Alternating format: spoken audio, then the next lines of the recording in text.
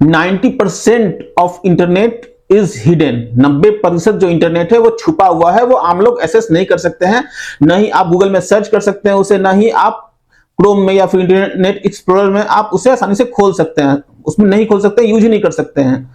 और उस हिस्सा को बोलते हैं हम डार्क वेब। तो आज के इस वीडियो में हम बात करेंगे डार्क वेब के बारे में। हम बात करेंगे 3 चीजों के बारे में। पहला, डार्क वेब की शुरुआत कैसे हुई, डार्क वेब काम कैसे करता है, और डार्क वेब की जो वेबसाइट्स हैं, जो सर्वर्स हैं, वो कहां हैं, क्योंकि नॉर्मल कोई भी सर्विस प्रोवाइडर डार्क वेब को होस्ट नहीं करने देता है। तो आखिर में ये कहां है, तो चलिए शुरू करते हैं।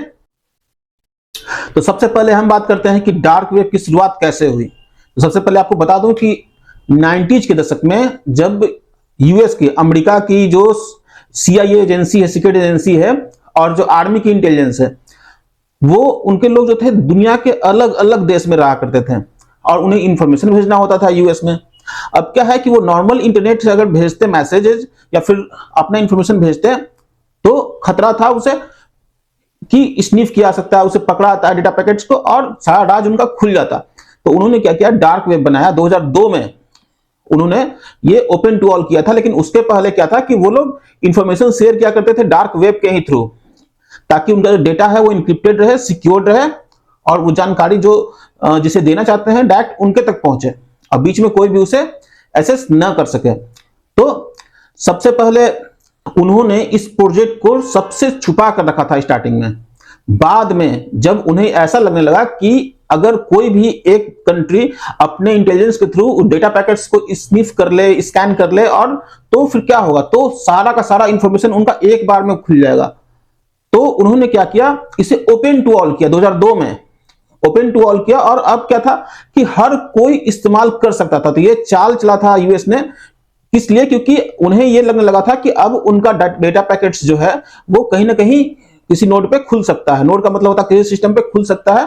तो फिर अब उन्होंने सोचा क्या कि अगर एक बॉल को, एक छोटे से बॉल को हम रखते हैं एक रूम में, तो रूम में जाकर उसे खोजना आसान है, लेकिन अगर हम फुटबॉल को पूरा मैदान को बॉल से भर दें तो उसमें एग्जैक्टली उस बॉल को खोजना नामुमकिन है, मुश्किल है, बहुत मुश्किल है।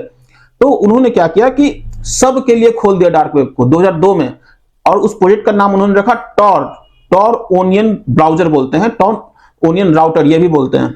तो टॉर प्रोजेक्ट जो था 2002 में उन्होंने शुरू करा था, यही कंसेप्ट के साथ कि हर कोई जो है डार्क वेब पे एक्सेस कर सकता था उसको। तो फिर इससे बहुत बड़ा एक प्रॉब्लम शुरू हो गई। प्रॉब्लम क्या था कि बहुत लोग पूरे वर्ल्ड में डार्क वेब का इस्तेमाल इलीगल काम के लिए करने लगे। तो सबसे ज्यादा तो यूएस में ही लोग करने लगे थे, ड्रग सप्लाई करने के लिए, ड्रग का जो था बिजनेस करने के लिए, बिटकॉइन में या फिर क्रिप्टो करेंसी में वो लेन देन करते थे।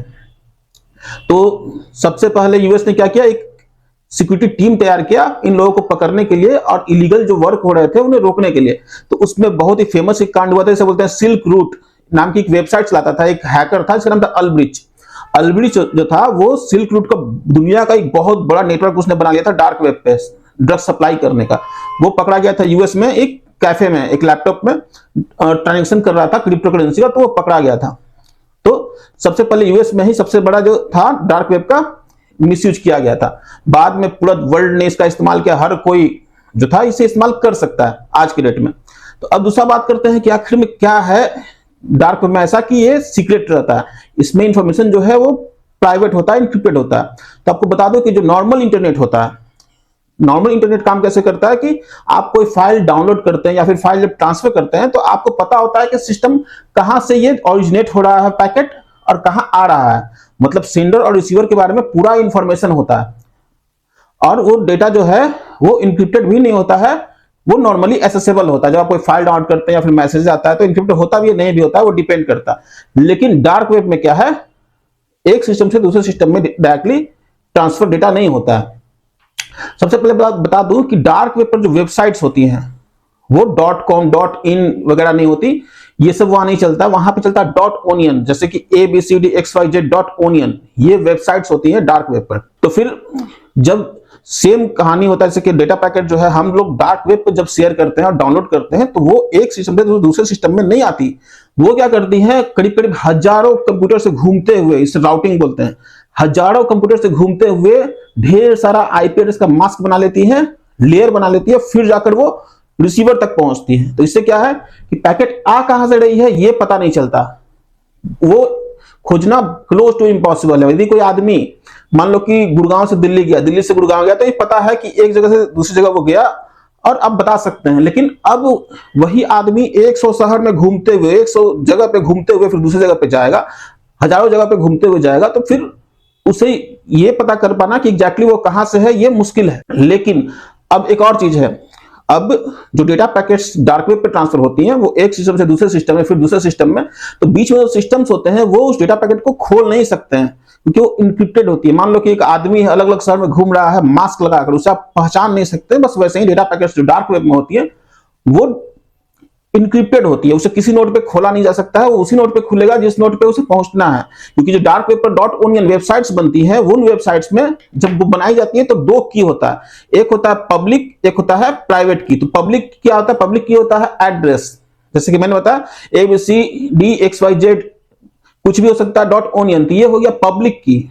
आप इस पब्लिक की से वहां पहुंच तो सकते हैं, लेकिन आपको फिर प्राइवेट की चाहिए होगा उसे खोलने के लिए। मैं डार्क वेब में जब आप इंटर करेंगे, वैसे डार्क वेब में इंटर कैसे करते हैं इसका मैंने वीडियो बनाया जो काफी लोगों ने देखा था, लिंक मैं डिस्क्रिप्शन में डाल दूंगा। उसके थ्रू आप यूज करके नॉर्मल सिस्टम में, लैपटॉप में आप इन कर सकते हैं डार्क वेब में। बस आपको टॉर ब्राउजर और राउटिंग करना होगा, जो कि बहुत सिंपल प्रोसेस है। स्टेप बाय स्टेप यदि आप फोकस करें तो आप डार्क वेब में जा सकते हैं। जाकर आप क्या है कि जो पब्लिक की है, पब्लिक की को आप तो थोड़ा दिमाग लगाकर खोज भी सकते हैं, लेकिन प्राइवेट की के बिना वो पब्लिक की आपके किसी काम का नहीं होना है। मतलब प्राइवेट की चाहिए तभी जाकर पब्लिक की आपके काम का आएगा। तो ये कहानी है वर्किंग ऑफ डार्क वेब।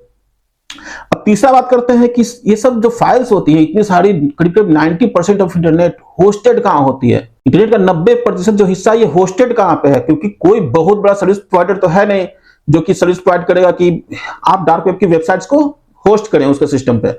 तो आपको बता दूं कि ये नॉर्मल लैपटॉप सिस्टम में होती हैं, जैसे कि मेरा लैपटॉप किसी और का लैपटॉप को सर्वर बना दिया जाता है, उसी में फाइल्स जो होती हैं .onion वेबसाइट्स की वो शेयर कर दी जाती है। अब क्या है, जब तक वो लैपटॉप या सिस्टम ऑन रहेगा तभी तक वो अप टाइम रहेगा उस वेबसाइट का।